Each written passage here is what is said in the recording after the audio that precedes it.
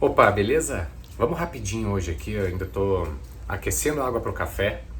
Então, só para não deixar passar em branco, a gente está estudando hoje Marcos 3.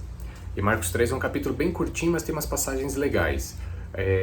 Ele começa curando a mão de um cara lá que tinha a mão mirrada, só que tinha um detalhe, ele estava na sinagoga e era no sábado. Os escribas e os fariseus lá já tinham feito, estavam de olho nele para ver se ele iria curar no sábado. E Jesus fala ainda assim, estende a mão, ele cura e pergunta para os caras, é lícito salvar ou deixar morrer no sábado?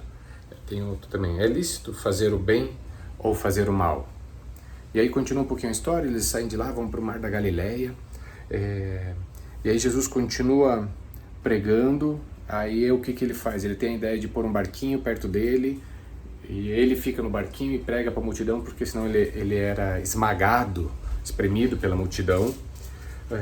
E tem uma das coisas que começa a me chamar a atenção também, que é o seguinte, no finalzinho do versículo 11, e os espíritos imundos vendo-os prostravam-se diante dele e clamavam dizendo, Tu és o Filho de Deus.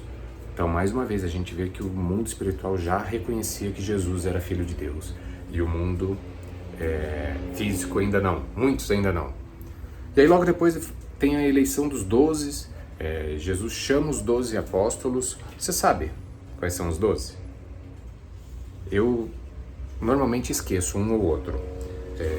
Acho que até uma vez numa viagem com a galera da bola, a gente fez essa brincadeira para saber quem sabia os 12, quais eram os 12. Eu anotei aqui para não esquecer. Então vamos lá. Simão Pedro, Tiago, João, André, Felipe, Bartolomeu, Mateus, Tomé, Tiago, Tadeu, Simão e Judas, o traidor. Então esses foram os 12 discípulos que Jesus escolheu para ele. E aí depois conta a história da blasfêmia dos escribas, que diziam que Jesus expulsava os demônios porque ele tinha Beelzebul. E aí Jesus fala assim, mas é possível um reino dividir o mesmo reino? Tal reino não pode subsistir. Então, provando aqui, fazendo na verdade os caras pensarem que como que ele iria dividir o próprio reino? Ele não, né? Se ele era de Satanás, como que Satanás iria dividir o próprio reino? E aí depois fala sobre 29, versículo 29, que é um versículo muito importante, que fala, deixa eu ler direto na Bíblia aqui, qualquer, porém, que blasfemar contra o Espírito Santo nunca obterá perdão, mas será réu do seu eterno juízo. Eu não sei o que seria exatamente blasfemar contra o Espírito Santo, e é uma coisa que eu não quero saber de jeito nenhum, para não correr o risco de fazer. Então, eu imagino algumas coisas, mas certeza mesmo, não sei. Aí depois fala sobre a família de Jesus, que está nos versículos 31 ao 35, e que chega a mãe e os irmãos de Jesus e queriam falar com ele, só que Jesus estava lá na sinagoga, e Jesus falou o seguinte, quem é minha mãe e meus irmãos, senão aqueles que estavam ao redor?